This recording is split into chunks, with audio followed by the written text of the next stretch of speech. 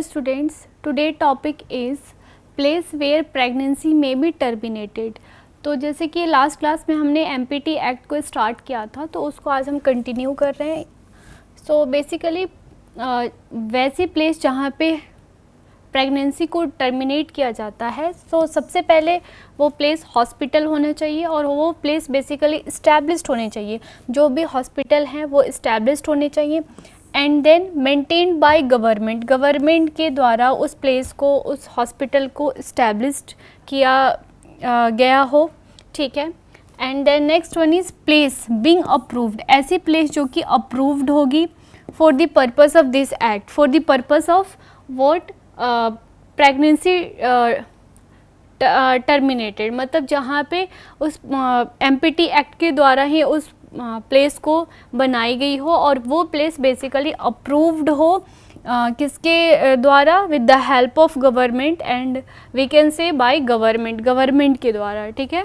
Next is approval of a place, basically approval place जहाँ पे MPT act, MPT को medical pregnancy terminate की जाती है प्रेगनेंसी को, तो वो प्लेस जो है अप्रूवल होने चाहिए और वो प्लेस बेसिकली जो भी पर्सन उसको टर्मिनेट करेंगे प्रेगनेंसी के, वो RMP होने चाहिए, registered medical practitioner, and we can say place is also approved.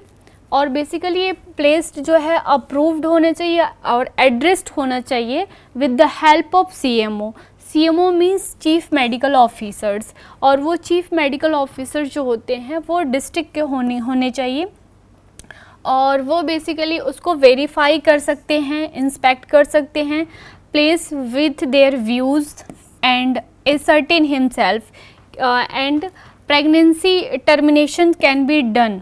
और प्रेगनेंसी टर्मिनेशन जो होती है, जो भी टर्मिनेट किए जाते हैं प्रेगनेंसी को, वो CMO के अप्रूवल के बाद, CMO के वेरिफिकेशंस के बाद ही वहाँ पे प्रेगनेंसी को जो है टर्मिनेट किया जाता है, ठीक है। सो बेसिकली नेक्स्ट देखेंगे हम लोग जो भी बेसिक रिक्वायरमेंट्स हैं, जैसे कि in case of first trimester के लिए date is up to 12 weeks of pregnancy. 12 weeks की प्रेगनेंसी के लिए सबसे पहले क्या होना चाहिए, गायनेकोलॉजी एग्जामिनेशंस होनी चाहिए, ठीक है, gynaecology examination. Then sterilization equipment should be available on this place, drugs and parental fluids etc. तो ये सारे रिक्वायरमेंट्स, ये सारी नेसेसरी, ये सारी चीज़ों की अवेलेबिलिटी जो है इन केस ऑफ फर्स्ट ट्राइमेस्टर, अगर प्रेगनेंसी को टर्मिनेट किया जाता है तो वहाँ पे ये होनी चाहिए, ठीक है। Now in case of second trimester date is up to 12 weeks of pregnancy. So इसके लिए सबसे पहले क्या चाहिए होता है, operation table, instruments, performing abdominal like gynaecology surgery. तो ये अवेलेबिलिटी जो है सेकेंड ट्राइमेस्टर के लिए अप्रूवल प्लेस पे होनी चाहिए। These are the basic requirements of approval place जहाँ पे प्रेगनेंसी को टर्मिनेट किया जाता है, ठीक है।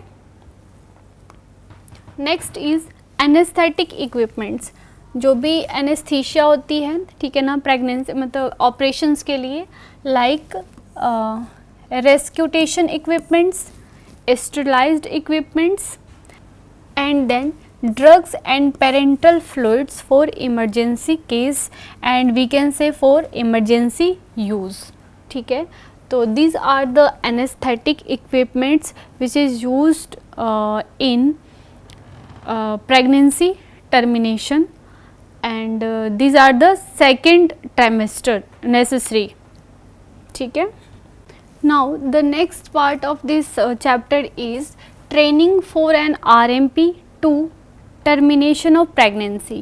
So RMP जो होने चाहिए वो रजिस्टर्ड होना चाहिए स्टेट मेडिकल रजिस्टर के अंदर। SMR stand for state medical register, state medical register before the commencement of this act. Now the experience of this RMP is practice of gynecology, gynaecology में वो प्रैक्टिस होने चाहिए। And then obstructive not less than 3 years, और वो 3 year के experience से कम नहीं होने चाहिए। फर्दर ये जो पर्सन होंगे वो बेसिकली प्रेगनेंसी को टर्मिनेट नहीं कर पाएंगे। तो these are the basic requirements and basic training of this act. Now जैसे कि इस चैप्टर के अंदर अमेंडमेंट्स भी दिए गए हैं, तो जो एमपीटी एक्ट है इसके अंदर अमेंडमेंट बिल जो है 2020 में आई, ठीक है।